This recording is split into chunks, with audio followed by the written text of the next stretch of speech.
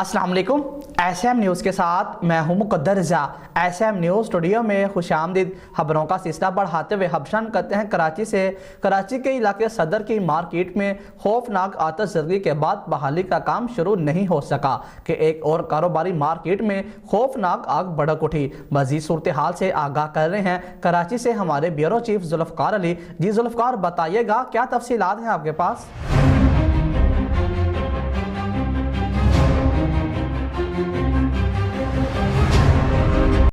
जी बिल्कुल मुक़द्दर भाई, सदर की मार्केट में चंद रोज कबल होने वाली खौफनाक आतिशज़दगी के बाद बहाली का काम शुरू नहीं हुआ था कि एक और मार्केट में आग लगने का वाक़या पेश आ गया।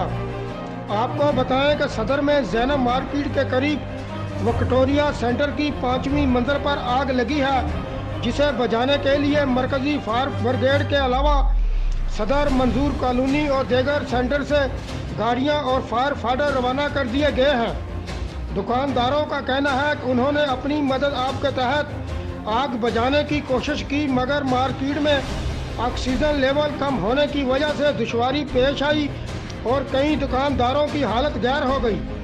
इस हवाले से मेरी ट्रैफिक पुलिस से बात हुई है तो उन्होंने कहना है कि सदर जाने वाले अब्दुल्ला हारून रोड को फुवारा चौक से ट्रैफिक के लिए बंद कर दिया गया है। जी बहुत शुक्रिया जुल्फ़कार तफसीलात से आगाह करने के लिए। अब तक के लिए इतना ही। मज़ीद खबरों के लिए देखते रहिए एसएम न्यूज़।